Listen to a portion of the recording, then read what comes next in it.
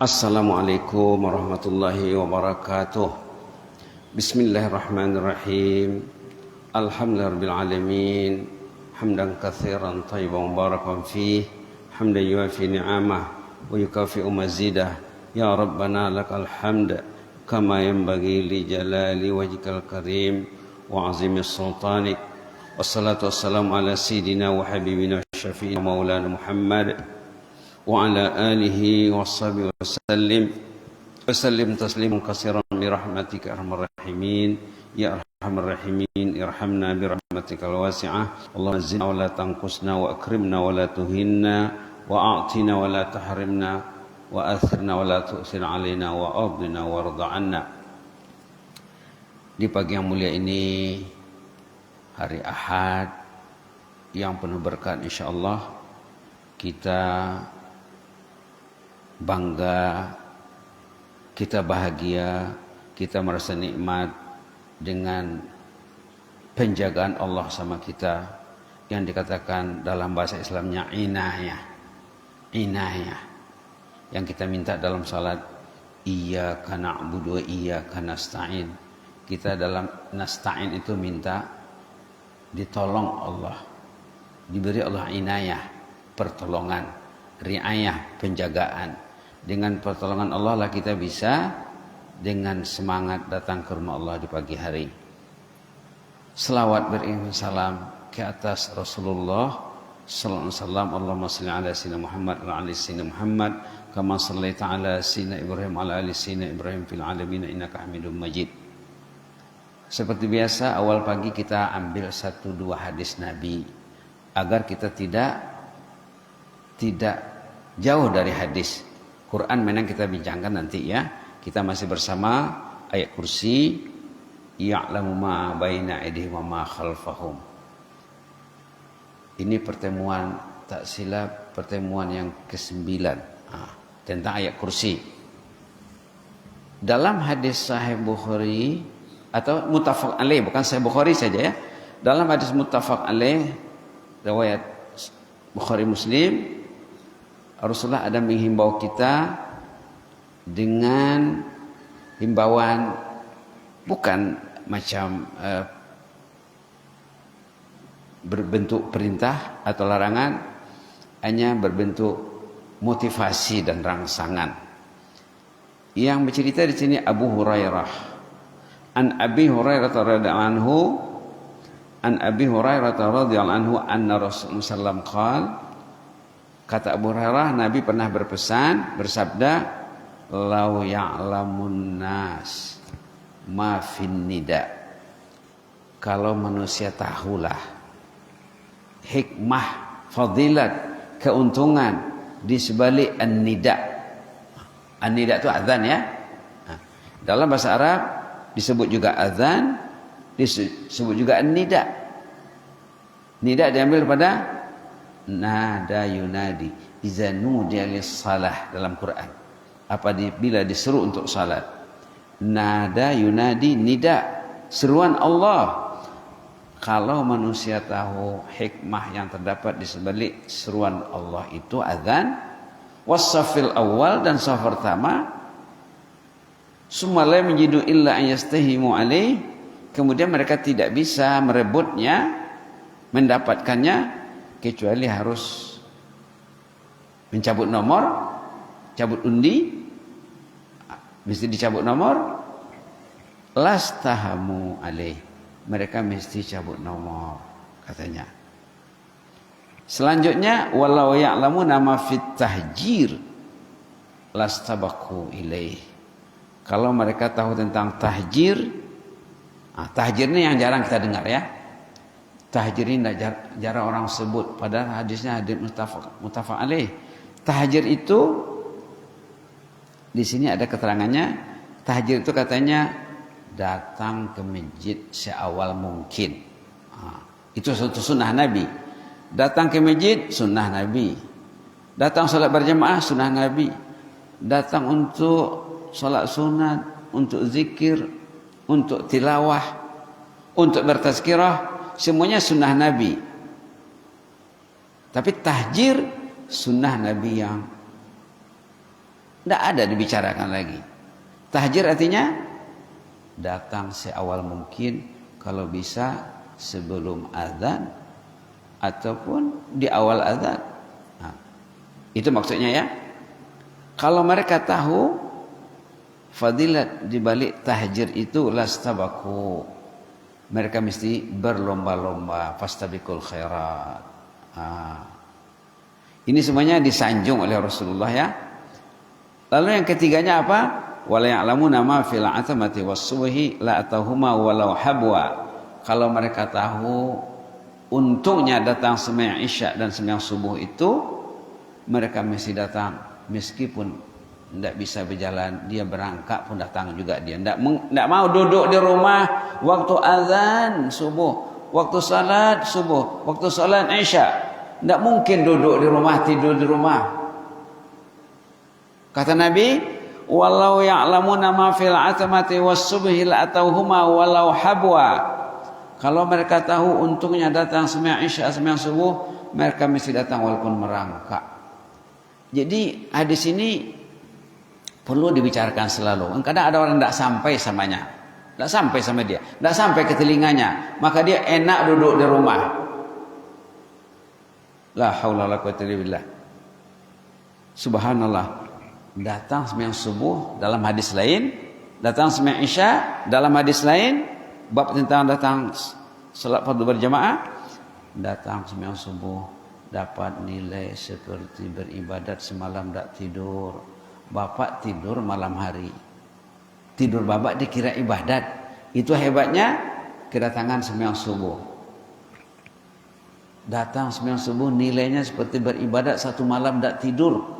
Kalau malam 12 jam, siang 12 jam, berarti nilai datang sembahyang subuh beribadat 12 jam non-stop. Mampukah baca Quran 12 jam? Mampukah bersolat 12 jam? Mampukah berzikir 12 jam? Ini dikasih. Bagikan mendapat juara runtuh.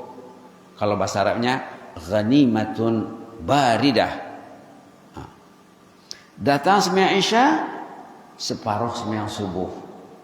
Kalau tadi sembahyang subuh 12 jam, sembahyang Isya separuhnya 6 jam, berarti 18 jam.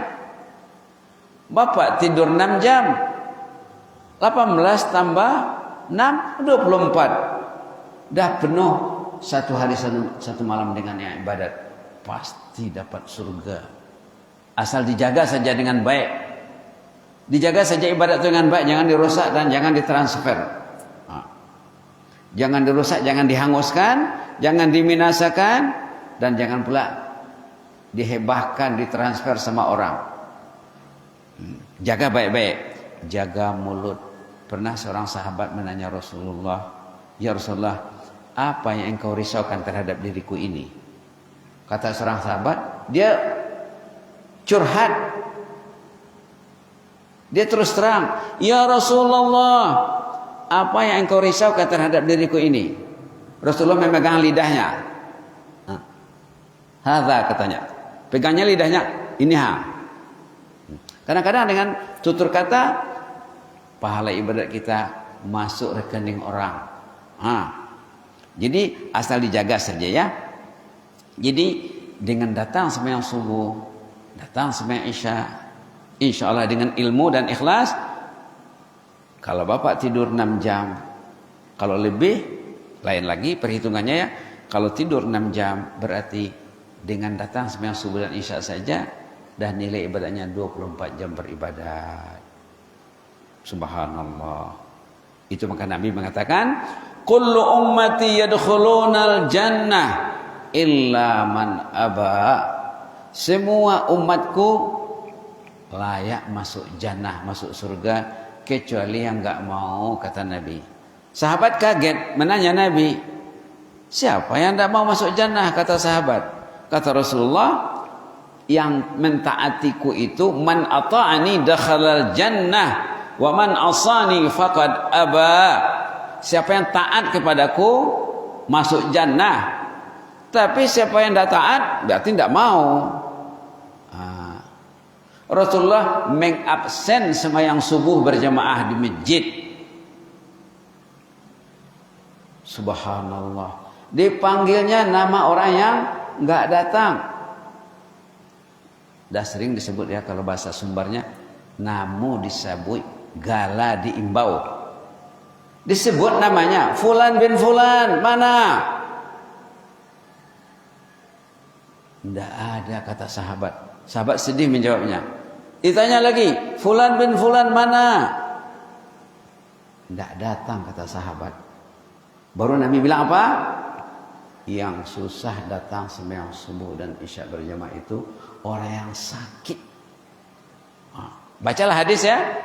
Yang terjangkit penyakit yang melanda semua komunitas. Kata tokoh Zionis Israel, kalau orang tuh sembahyang subuhnya macam sembahyang Jumat, memang tidak bisa melawan umat Islam katanya. Kekuatan umat Islam di masjid. Kalau kita datang ke masjid, rahmat turun. Kalau kita tak ke masjid, kita di rumah saja, rahmat terblokir. Nauzubillah. Kata tokoh Zionis, tokoh Israel dari dulu lagi ya, dan tokoh Barat juga, kalau umat Islam itu salat subuhnya seperti sembahyang Jumat, tidak bisa dikalahkan lagi katanya. Inilah realitas yang terjadi zaman dulu ya, di zaman Nabi. Zaman Nabi perang pun salat berjamaah, ganti-ganti rukuk, ganti-ganti sujud. Apalagi waktu aman ya. Itu mukadimah sedikit tentang pentingnya membaca hadis Nabi. Kalau tidak, siapa lagi akan membacanya? Siapa lagi akan membacanya?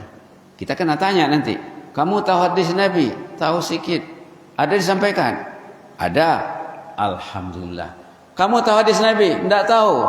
Tidak belajar. Kena tanya nanti di sana. Ada buku hadis di rumah? Ada. Kena tanya nanti Pak. Ada buku hadis di rumah? Tidak ada. Jawablah nanti. Ada Quran? Ada. Ada terjemahan? Ada. Ada buku hadis? Ada. Ada buku hadis di masjid? Kena tanya nanti. Di masjid itu masih ada perpustakaan kecil, mini perpustakaan ya, yang untuk bahan bacaan jemaah. Baiklah, kita kembali kepada surah, kepada ayat kursi. Ya'lamu ma baina aydihim wa ma khalfahum. Allah tahu persis kehidupan kita yang lalu, yang sekarang, dan yang akan datang. Hebat ungkapan Quran ini ya. Ya'lamu ma baina aydihim wa ma khalfahum. Itu kata ulama 3 era itu. Ma baina aydihim wa ma khalfahum merangkumi 3 era. Masa lampau, fil madhi, masa sekarang, fil hal, masa akan datang, fil mustaqbal. Allah tahu berapa lama kita tidak pernah melangkah ke masjid. Dengar azan tapi tidak ke masjid. Allah tahu. Kenapa dia tidak ke masjid? Ayahnya dulu tidak ke masjid. Patutlah. Tanya pula ayahnya nanti di sana. Kenapa bapak tak ke masjid? Ayahku pun tidak ke masjid. Rupanya sudah turun-temurun tidak ke masjid. Rabbana zalamna anfusana wa illam taghfir lana wa tarhamna lanakunanna minal khasirin.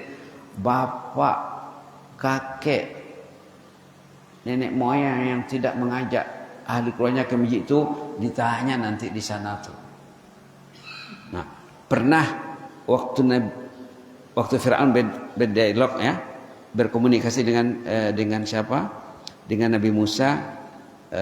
Fir'aun tanya, nenek moyang kita yang lalu tuh yang sudah lama meninggal tuh macam mana, kata Fir'aun. Nah, ayat 51-52 surah Taha, halaman 314-315. Fama balul qurunil ula katanya. Ayat 51. Nabi Musa nak mendakwah Firaun untuk beriman kepada Allah.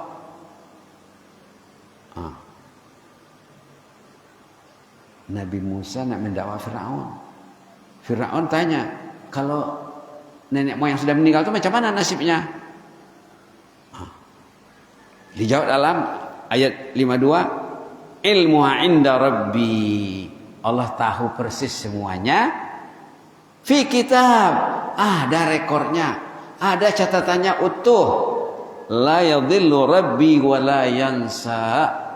La yadhillu rabbi wa la yansa. La yadhillu rabbi, memorinya Allah, ingatannya Allah, rekodnya Allah, catatannya Allah tidak tersalah dan tidak lupa. Subhanallah. Kenapa tak ke masjid? Ayahku tak bawa aku ke masjid dulu.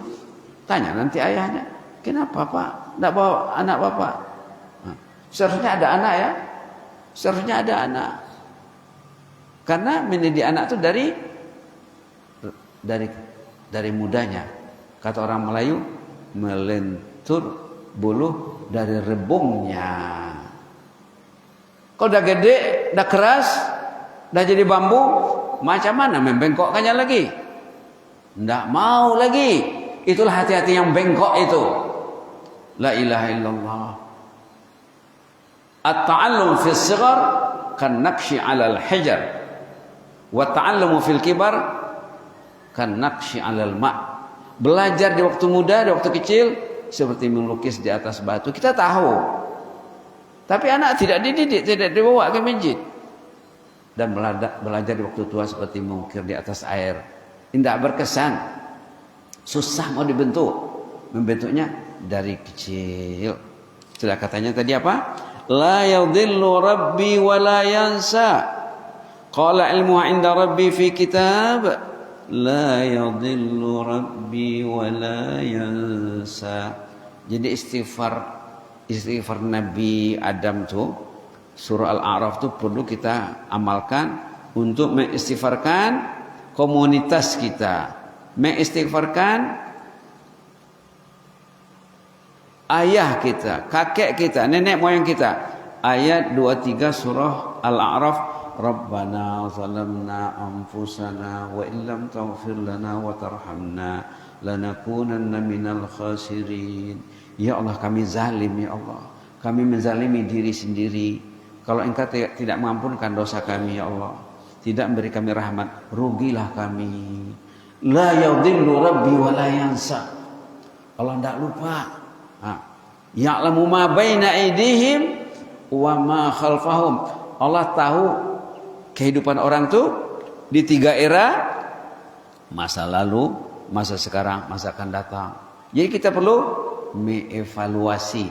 Kemarin khutbah Jumat ya, khutbah Jumat kita tentang muhasabah diri. Katanya kita ini di peralihan tahun hijrah 1446 beralih kepada 1447. Pikir-pikirlah. Bukan itu saja ya. Pikirlah masjid kita. Pikirlah komunitas kita. Pikirlah jiran tetangga kita. Pikirlah keluarga kita. Pikirkan ayah yang sudah lama dalam kubur, kakek yang sudah lama berbaring di liang lahat. Apa silapnya terhadap anaknya, terhadap keturunannya? Tentang bab masjid saja ya, bab masjid saja. Karena mereka dulu tidak membawa kita ke masjid. Orang-orang yang hatinya hati masjid, biasanya didikan dari awalnya bagus. Bagus. Begitulah ya. Ya'lamu ma baina aydihim wa ma khalfahum. Itu baru kita bicara sedikit tentang masjid, tentang Quran lagi. Tentang Quran. Kenapa Quran tidak dibaca di rumah? Ayah tidak pegang Quran, suami tidak pegang Quran. Maka anak, istri pegang Samsung, pegang Oppo. Nanti Quran berkomunikasi dengan Oppo. Engkau itu kitab suci kononnya, kata Oppo. Iya, kata Quran. Tapi yang mereka pegang apa? Aku atau engkau? Subhanallah. Subhanallah. Mesti kita evaluasi ya. Kenapa di rumah kita belum lagi terdengar ayat kalamullah? Belum lagi disaksikan kecenderungan hati terhadap kitabullah. Ya'lamu ma baina aydihim wa ma khalfahum Allah tahu perihal kita. Maka sepatutnya kita buatlah stepnya, langkah-langkahnya untuk kita berubah kepada yang lebih baik. Di ujung tahun hijrah 1446 ini, karena hijrah itu artinya pindah, beralih. Walaupun tempat tinggal kita tidak beralih, tapi cara hidup kita karena berubah, karena bertukar, baru dikatakan hijrah. Bukan saja hijrah tempat ya, hijrah kebiasaan, hijrah amalan keluarga kita, mesti ada ke arah yang lebih baik. Begitulah ya. Ya'lamu ma baina aydihim, Allah tahu apa yang sedang kita hadapi dan apa yang kita hadapi, wa ma khalfahum, apa yang telah lalu. Kalau kita perhatikan betul-betul tuh, ya Allah ampunkanlah dosaku ya Allah, dosa istriku, dosa keluargaku, dosa komunitasku, dosa ayahku, ibuku, kakekku, nenekku, sampai ke atas ya Allah. Jangan lagi kami tenggelam dalam kelalaian. Karena orang yang lalai itu risikonya tinggi ya. Tengok suratul A'raf. Ayat ini selalu kita dengar. Bahaya lalai. Bahaya lalai. Walaqad zara'na li jahannama katsiran minal jinni wal ins lahum qulubun la yafqahuna biha wa lahum a'yunun la yubsiruna biha. Suratul A'raf di penghujung, di penghujung surah. Walaqad zara'na li jahannam, ayat 179 halaman 174. Ini kita bisa kaitkan dengan ya'lamu ma baina aydihim ma khalfahum. Di sini warning keras, perhatian keras, peringatan keras. Ahlun nar itu, ahlu jahannam itu ahlul ghaflah. Orang yang akan masuk neraka itu, mudah-mudahan kita dilindungi ya. Orangnya orang lalai hidupnya. Lalai. Walaqad zara'na li jahannam, kami sudah peruntukkan, sudah jadikan untuk neraka jahannam itu katsiran minal jinni wal ins, kebanyakan jin dan manusia mayoritas akan masuk jahannam. Nauzubillah. Lahum qulubun la yafqahuna biha, hatinya tidak digunakan berfikir. Walahum a'yunun la yubsiruna biha, mata tidak digunakan untuk melihat yang baik. Walahum adhanun la yasma'una biha, telinga tidak digunakan untuk mendengar yang baik. Ulaika kal an'am, mereka itu hidupnya seperti yang kita sembelih baru ini, dari raya baru ini, al-an'am, seperti binatang ternak. Balhum adal, malah lebih jelek, lebih dahsyat, lebih rendah dari an'am. Ulaika humul ghafilun, mereka lah orang yang lalai hidupnya. Mudah-mudahan Allahumma inna na'udzubika minal ghaflati wal ghafilin. Allahumma nabbihna an naumatil ghafilin. Ada orang saleh ya, Allahumma nabbihna an naumatil ghafilin. Ya Allah, ingatkanlah kami dari tidurnya orang-orang yang lalai. Wala taj'alna minal ghafilin, jangan kita termasuk orang yang lengah dan lalai. Wa ja'alna minadz dzakirin Allah katsiran wa dzakirat. Jadi kalau orang kita selalu ingat Allah, lelaki dan perempuan. Begitulah serba sedikit ya. Nanti kita akan lanjutkan wala yuhituna bi syai'in min ilmih, insyaallah ya. Tadi apa? Ya'lamu ma baina aydihim ma khalfahum wala yuhituna bi syai'in min ilmih illa bima syaa. Mudah-mudahan ada manfaatnya.